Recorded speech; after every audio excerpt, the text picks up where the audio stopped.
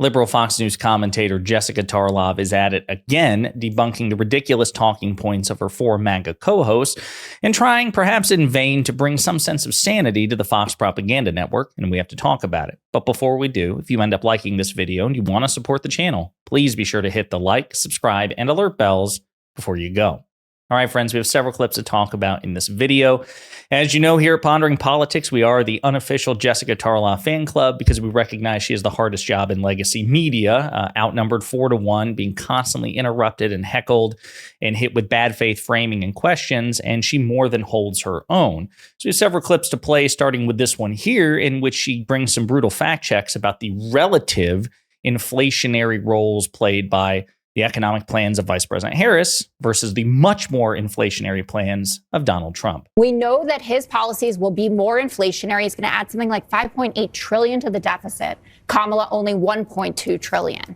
And when he continues to say, well, I'm going to do these things, I'm going to have the cost of energy. No plan to do it. The tariffs, that is not good economic policy. This is going to add a 20% tariff to some goods. That's not just something that you throw around. That's something that could be devastating for the American economy. And so you can rail about her. You can call her incompetent. And frankly, it's been shown as well that people do not take well to him standing up there and continually insulting her in that tone. But people are hearing what she's saying about her plans, the progress we've made, and what she's going to continue to do. And that's why his edge is being decreased every time a new survey comes out. Okay. Again, pretty brutal fact checks there. A couple of things, and we're going to corroborate some of her claims with, for example, Mark Cuban and another report talking about how more increasing number of economists are embracing her economic policies compared to Donald Trump's. But a couple of things. Number one, anyone who wants to call the vice president incompetent need only look at the polls, because the polls say that more Americans think that Vice President Harris is competent and mentally fit compared to Donald Trump. So that's a losing battle. Number two, she's right in the sense, too, that Donald Trump calling the vice president incompetent and insulting her in this way is also really bad and doesn't play very well. Number three, she's right in that Donald Trump's edge on the economy is rapidly shrinking. Now, it's entirely possible that that edge will endure until the election, right? It's possible that the vice president never really closes the gap in aggregate, but she has been closing it. So again, it really doesn't behoove Donald Trump and his supporters to pretend that that's not the reality. They should probably course correct. Then when it comes to the inflationary components, again, billionaire investor Mark Cuban, who has been an outspoken critic of Donald Trump in this election cycle and his economic policies, has also corroborated this. There's nothing wrong with strategic tariffs. So if somebody in China or any foreign company is subsidizing a product, let's say steel, so that that manufacturer in China is able to sell in the United States at less than cost, then it makes perfect sense to incorporate tariffs. You're seeing that with EVs, and you're seeing it with other products as well. And so for strategic tariffs, they should always be looked at as a potential tool. Where it turns into lunacy is when you do across-the-board tariffs. And so to say that we're going to tariff 10% or 20% or 60% for China or any other countries, that's just inflationary, and that's just a tax on the American people. That's a sales tax through and through. And that's exactly what Donald Trump is proposing, which is why so many macroeconomists, including conservative, otherwise Trump-aligned macroeconomists, are sounding the alarm, saying, what the hell are you talking about? These aren't strategic tariffs designed to put pressure on China in specific select markets.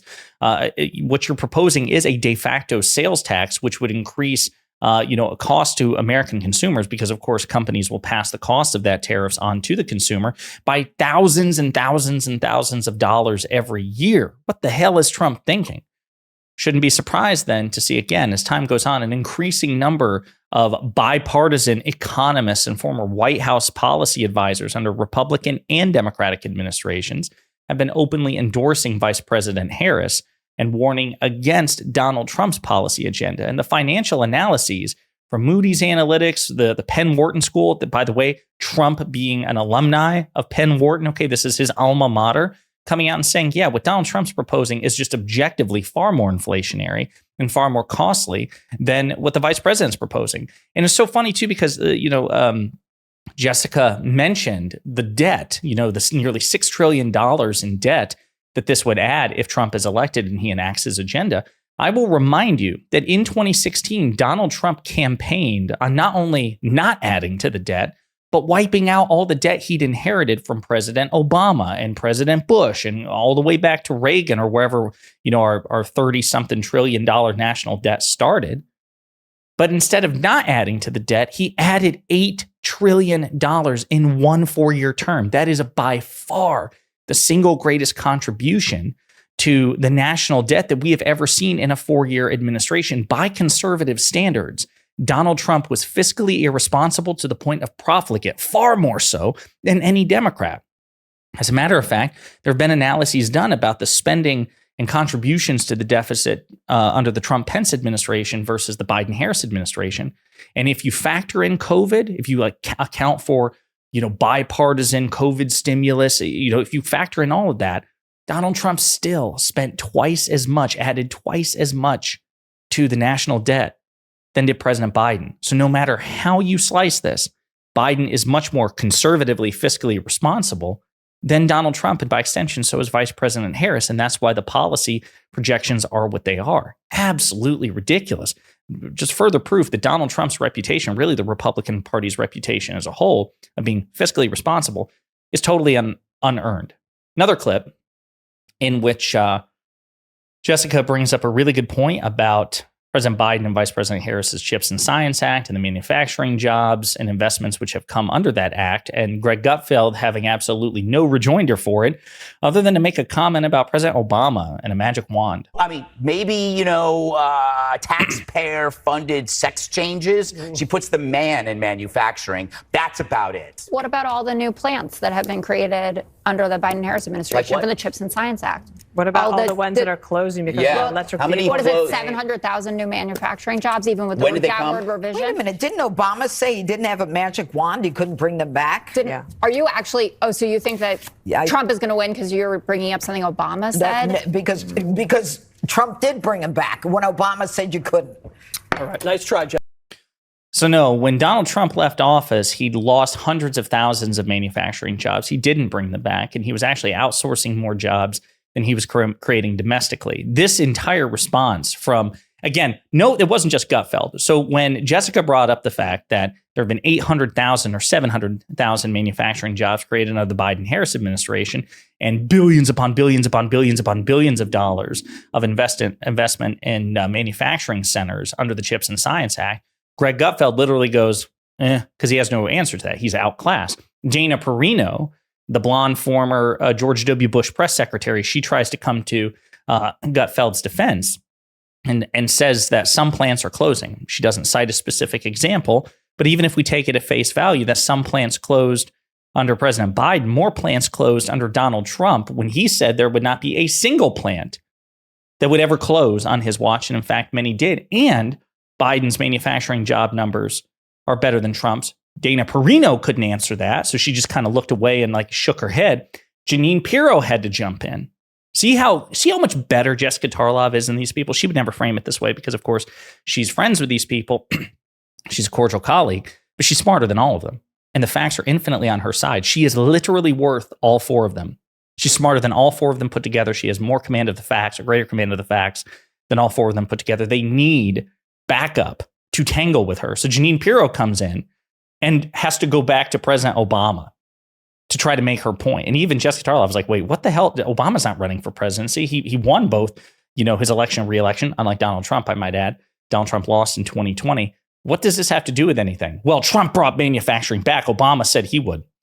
Again, not true. Donald Trump lost more manufacturing jobs than he ever created and was outsourcing more jobs than he brought here as well. So there was a deficit in that respect. Pretty pathetic performance by her MAGA co-hosts. Let's play a couple of other clips. This time on notion of Springfield, Ohio, and Haitian migrants, the Haitian community in Springfield. Again, Jessica Tarlov has to bring a fact check that her MAGA co-hosts seem to just deny. They lose all critical thinking prowess. Like, oh, I didn't hear that. Oh, what are you talking about? They're actually paying for their lives getting screwed. Right. So I have to give them. Go ahead. But including the Republicans in charge, are saying that this was a good thing. The Republicans in Florida are saying that these are great people. That's where they came from originally. We're not talking about the people. We're talking about the process. I have no doubt they're good people. I'm talking about the actual process. So why is he saying I'll send them to Venezuela? I don't know. Okay. I didn't hear him say that. Judge. So again, Donald Trump has threatened to send American migrants, people who are here legally, people who are here undocumented. He said things about both, that he wants to return them to Venezuela, even at the same time as Greg Gutfeld is trying to say, well, actually, migrants are pretty good people. There's a reason to send them back. Trump said he would. And Greg Gutfeld mysteriously had apparently no idea that Trump was making these claims. Very strange stuff. One last clip, this time on the subject of crime. And this is what, so recently, I should say, the FBI releases an annual report.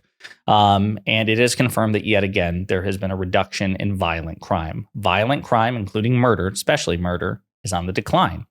Well, because Fox and other MAGA talking heads they're emotionally dependent on the idea that under a Democrat, America has become a dystopian hellscape. They have refused to accept what the FBI has had to say, and they're looking for any possible reason to justify their claim that actually, no, crime is like quadrupled under Biden and like everyone's getting murdered everywhere.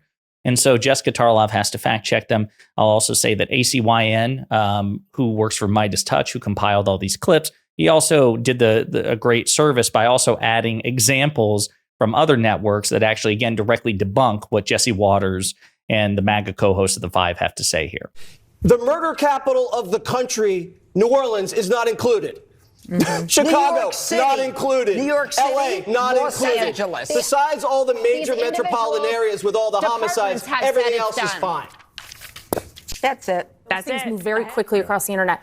But these FBI statistics leave room for questions because there are a lot of cities, major cities like Los Angeles, that are not providing that information. I'm sorry to interrupt you again, but because we looked this up. I've heard this before. The FBI addressed this today. Those major cities now are reporting their crime statistics. But they didn't in 23 on these numbers. When you go to the FBI website, they're not there, especially for homicides in LA. Let me answer what you're saying. So now they do.